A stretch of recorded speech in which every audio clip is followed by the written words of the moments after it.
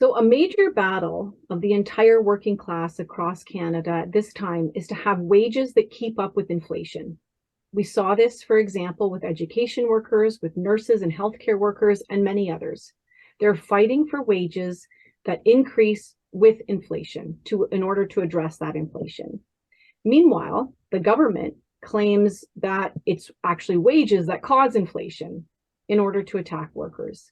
They refuse to control prices and instead blame the workers. The Ontario Network of Injured Workers Groups, ONIWG, speaks for injured workers groups who have members from different workplaces, cities, and sectors. These workers receive compensation from the Workplace Safety Insurance Board, or WSIB, which is based on employers paying into the fund.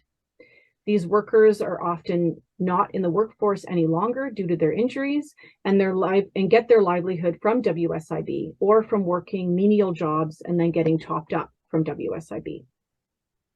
For years, the WSIB has been nickel and diming injured workers with practices like deeming, and then they have a surplus. And then the Ford government reduces employers' premiums.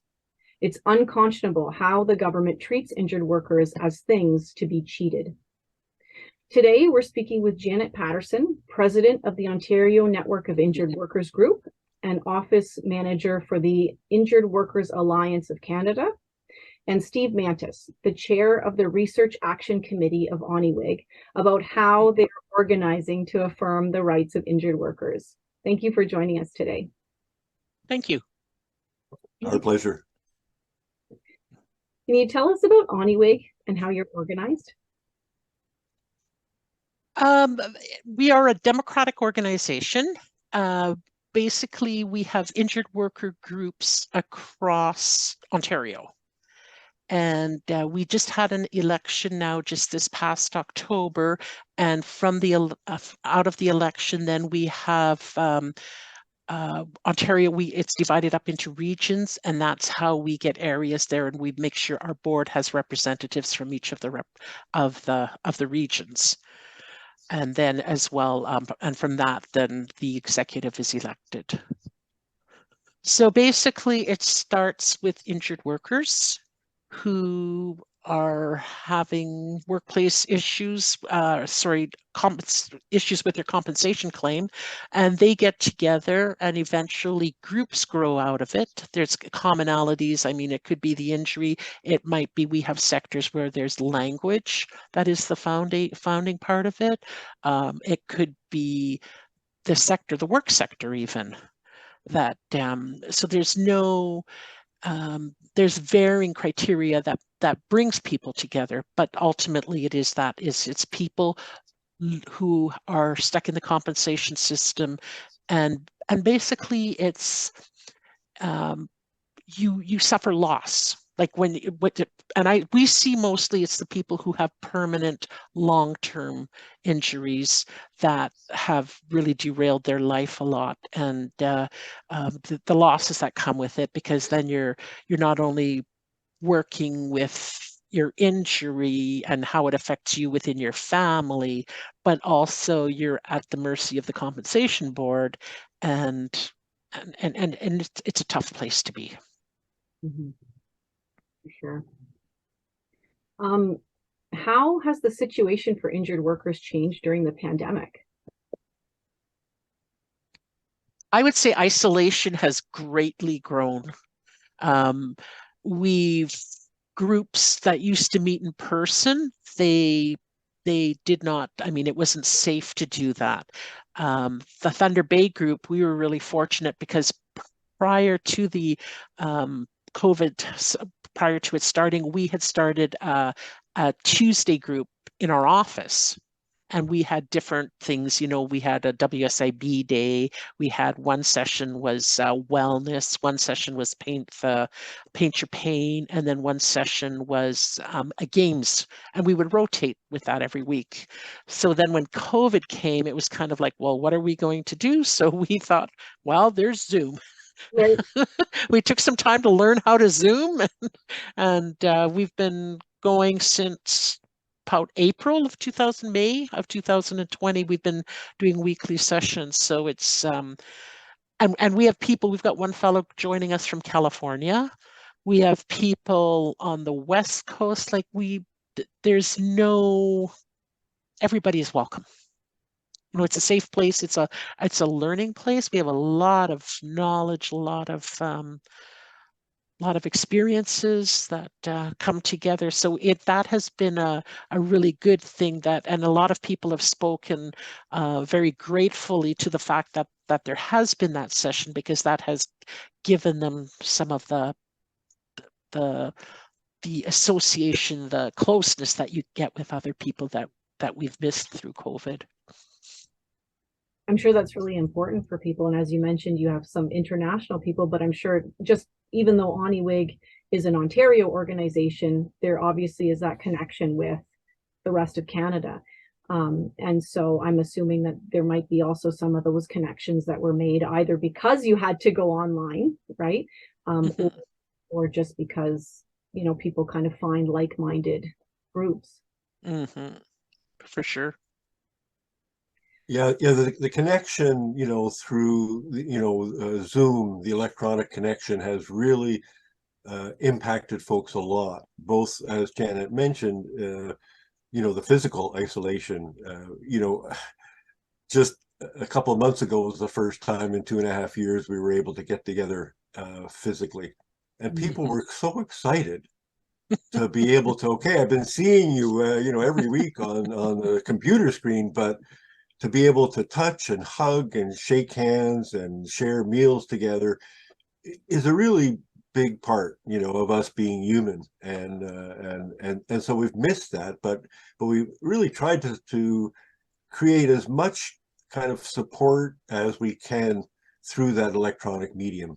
And even now, where people are getting together physically, even cautiously, that ability to erase geographic boundaries is really coming to the fore. We continue to have more and more people join us from far away because they don't have the support mechanisms in their own community, in their own provinces.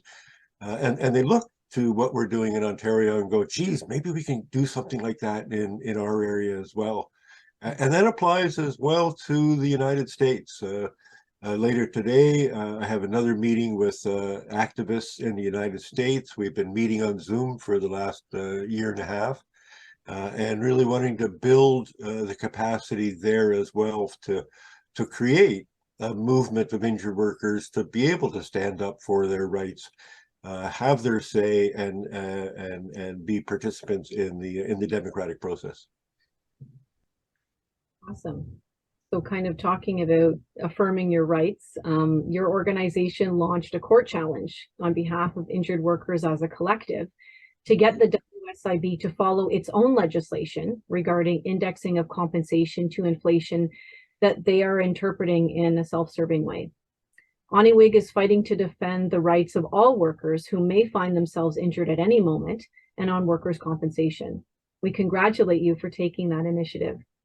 Can you tell us more about what your challenge is trying to address and why everyone should support it and how they can? Well, I think one of the big things, first of all, is the fact that injured workers kind of get the label. There's a stigma that's associated with being an injured worker. And what people have to realize is we were all workers. We were all workers one day. And for the most case, I mean, there's things like repetitive strain injury that takes time to build, or occupational illness. But for the most part, we suffered like one incident that dramatically impacted us. And there's no way of knowing when it's going to happen. You know, it's just you're a worker, blink, and you're not a worker anymore. For those of us who have suffered the permanent, the long-lasting thing. But it's really important because over the years, injured workers' benefits have been eroded so greatly.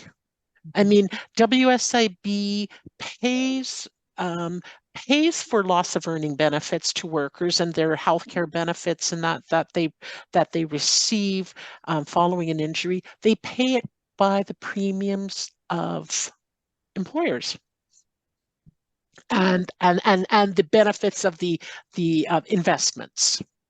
But that is their source of income. So And what money exists, not based on what's required.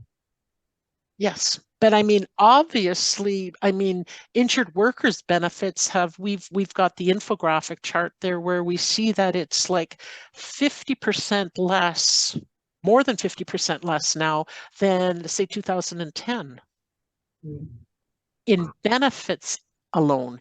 Meanwhile, WSIB's purse has expanded exponentially, and so it leaves workers vulnerable and struggling, because then they put actions in like this deeming bit where people do not have the jobs. You know, the medical is saying you cannot be working, you cannot be doing a job. I can remember going to work because I was told you had to go back to work, and the people I was caring for were like, I feel like I was caring for people who had high needs, medical needs, and they would say to me like, I feel like you should be lying in bed and I should be taking care of you. And it's like, my gosh, like this is what they're sending me back to. Like it's not a real world at all kind of thing. But so you have the battle of all that, but then for years, I mean, prior to 2018, I believe it was, they had what they called their Friedland formula. And out of the Friedland formula, I have no idea where it ever came from. But I mean, we would just get like bits and pieces. You'd get your monthly increase. And I mean, you couldn't even go get a cup of coffee with it. Inflation now, I mean, we're seeing staggering inflation. So the fact that the last year, which is the year that we're asking for the review on, is when it was like 4.7% was, because it goes from the year before up to October, like October of the prior year to October of the current year. So that was 4.7 and we got 2.7%. So things were already climbing, but I mean, in the real world, already when they were giving us 4.7, it was already over like 6%. Right. And now this year, it was they gave 6.5% and it's 6.9%. But for every percentage that they keep, I mean, it's millions of dollars that stays in their purse instead of coming to the workers who are just deprived all along. Mm-hmm. If I can really kind of build on that as well. So the issue of inflation and protection against inflation has been one of our key issues since we began over 30 years ago. Because we've seen other workers who have experienced this and didn't have that protection are now their benefits are poverty level. So this has been an issue that we have lobbied governments for over 30 years. And when we finally won, as Janet mentioned, full indexing protection in 2018, we thought, oh my gosh, we had a victory. But then when we see that the law says that the compensation board is to take the figures from Stats Canada at the end of October of the previous year and use that as the measure of inflation. As Janet said, in October 2021, yeah, that was 4.7%. In January of 2022, the WSIB says, okay, you're getting your increase at 2.7. Well, wait. If you go on the Government of Canada website, it says 4.7, and you're telling us now that it's only 2.7. We brought that to the compensation board, to the government officials, and they said, oh no, we use our own method of determining what the indexing is, and it's 2.7. And in fact, this is better for injured workers. This actually protects you more than using the Stats Canada number. And if anyone can explain to me how losing 2% is helping injured workers, you know, I would be really curious about that. The other aspect, of course, is that over time, that 2% that we lost last year continues and it gets compounded.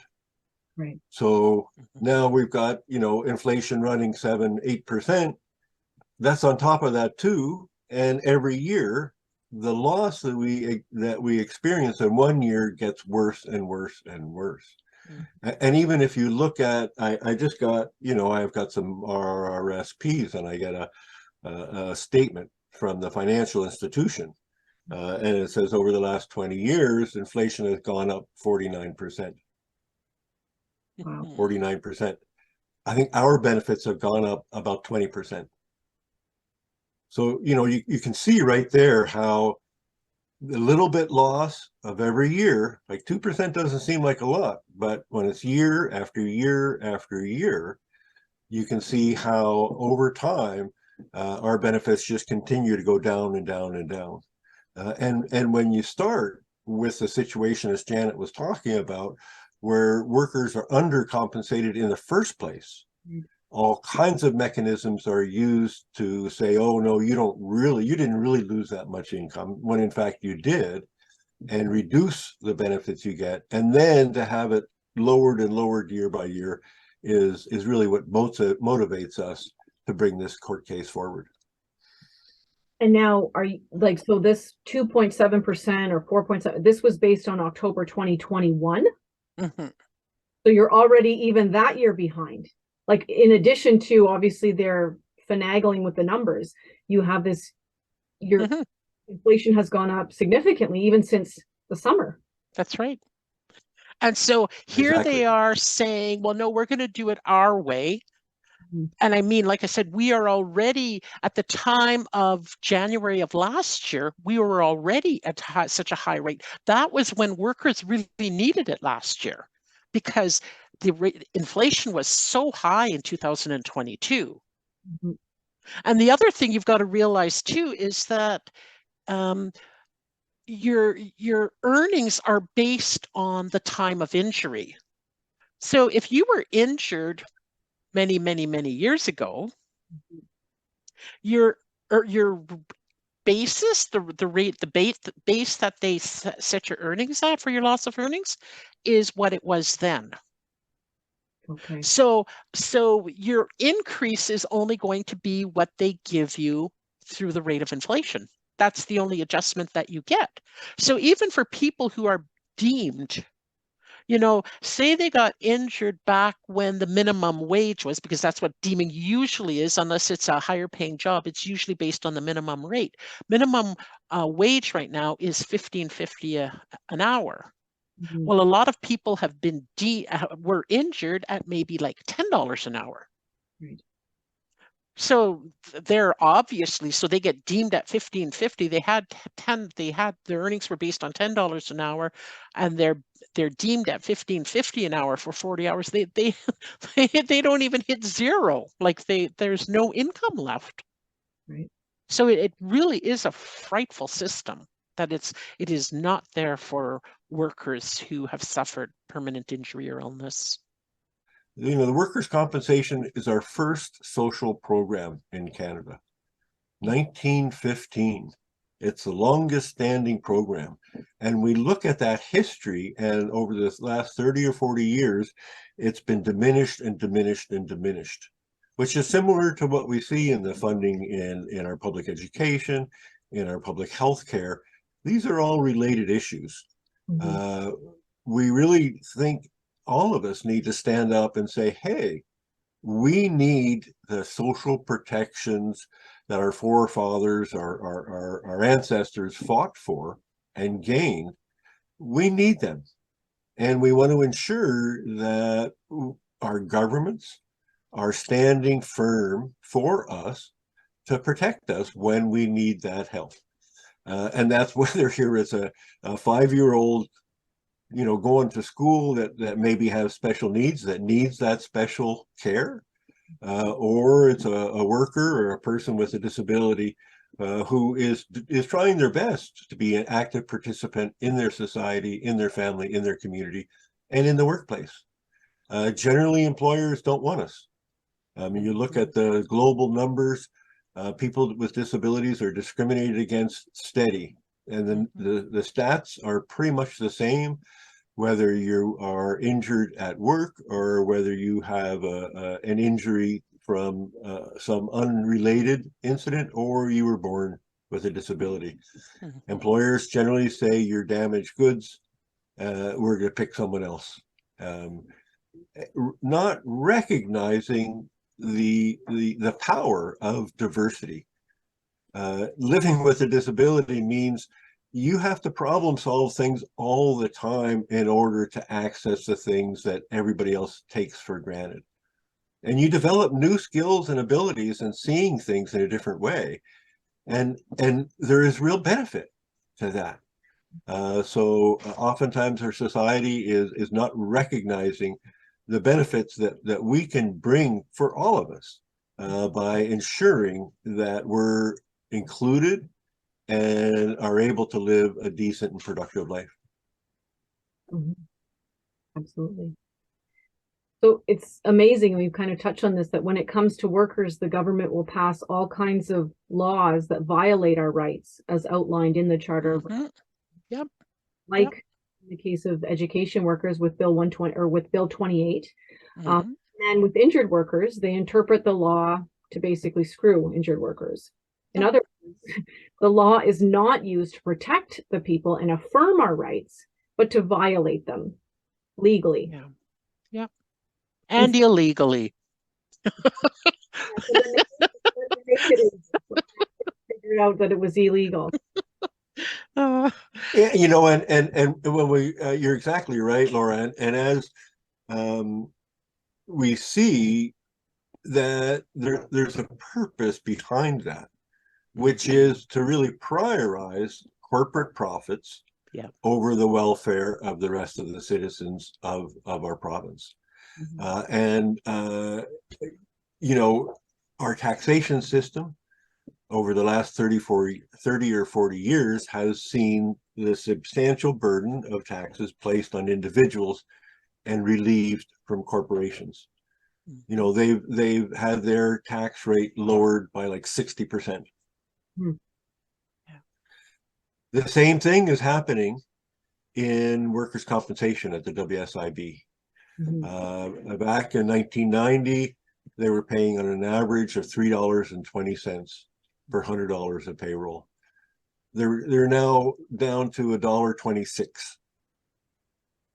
Now, when did your car insurance go down 75%? Yeah, really. And then now there's a surplus in terms of they've got over $40 billion in reserve. And so they're kind of going, oh, well, what do we do with this extra money? Well, this year, just before the election, interesting enough, they sent $1.5 billion back to corporations. And sadly, they support that by saying, well, we have to give it back to them because otherwise we'd be stealing from them because it was their money. It's like, well, not exactly. I mean, that was their premium they paid to protect themselves in case a worker got sick or injured at work. Right. You know, if you can figure out a way to get a premium, your premiums back from a car insurance or life insurance, well, please let me know, and we'll all go on that bandwagon. Exactly. ONIWG has been at the forefront of giving injured workers a voice. In the face of these unjust and immoral attacks on their rights while outside of their workplaces and in many cases isolated. Can you talk about how important it's been for injured workers? And we kind of touched on that before in this conversation, but how can people join these local groups so that they can also empower themselves as workers? We have we're currently working on for ONIWG our own website, but like injuredworkersonline.org is an invaluable website, and our ONIWG, there's our contact information. We have a section in there. You can find out about the groups. You can find out more about some of the activities that we take part in.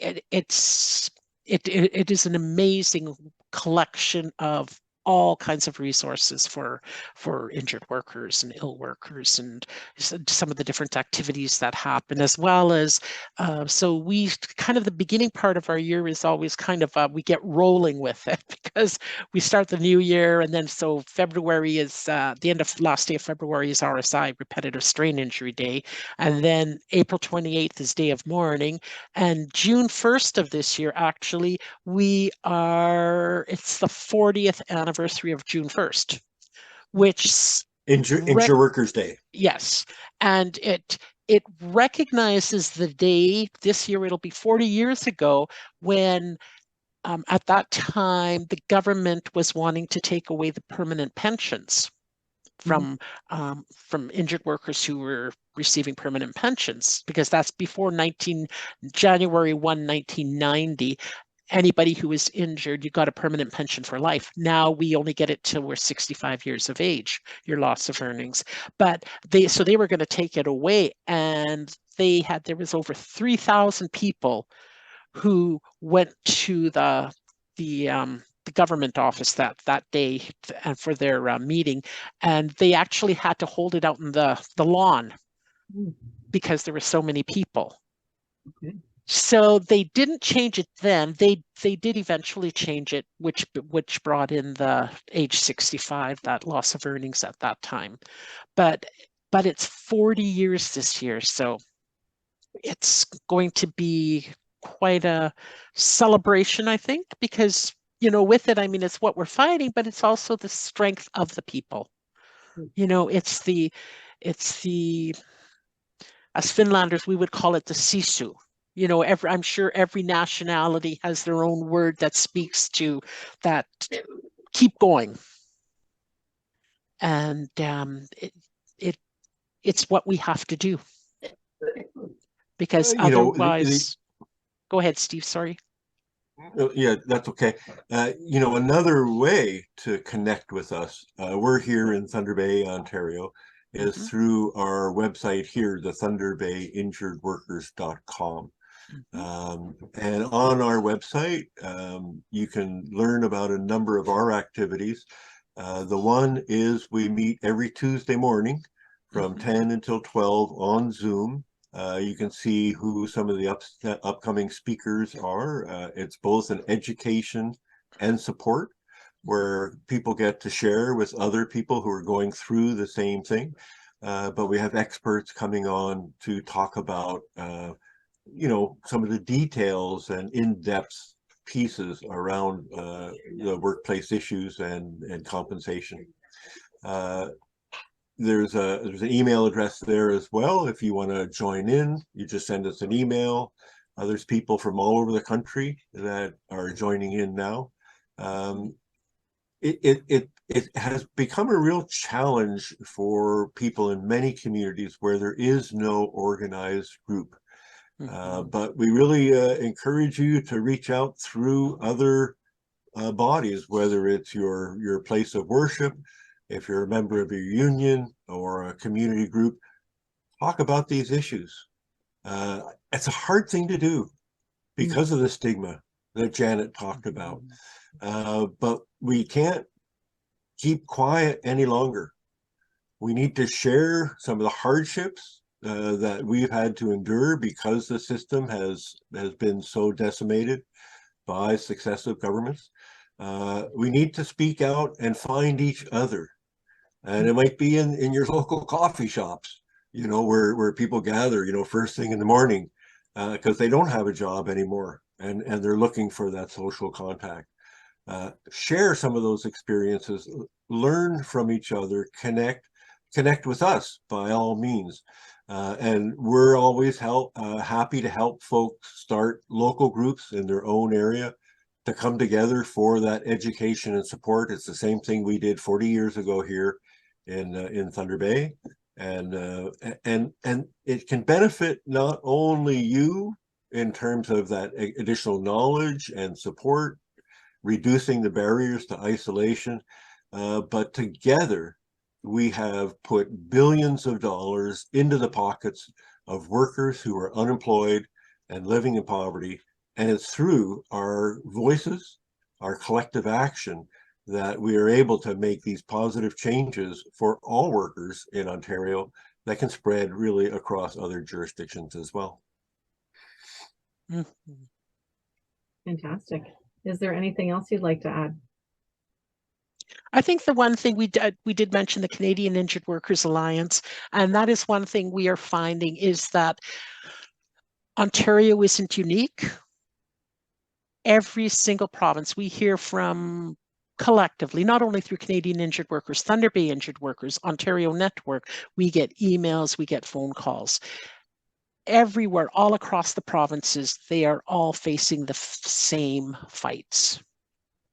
And the commonality is, it just seems it is the ones with the permanent injuries that are falling by the wayside and who just aren't receiving the supports that they need. And bottom line is, should be a compensation system that is going to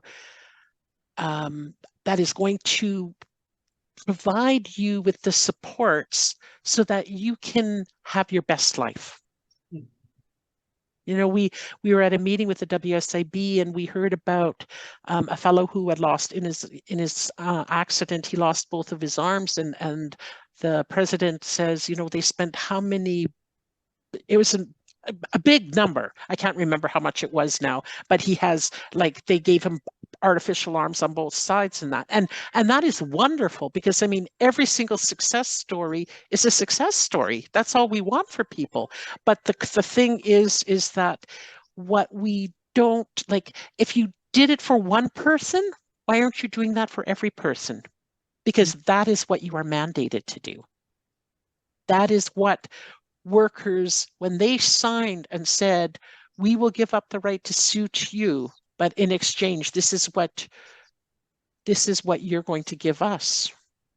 And they've just plowed away at that. And it's just, as Steve said, it's bits and pieces left of it, but mostly it's not there for the people who truly need it. Well, we really appreciate ONIWG and the fight that you guys are waging in Ontario, but also, as we're talking about, bringing people together and making sure that their rights are upheld. And so thank you very much for joining me today. Thank you very much. Thank you, Laura.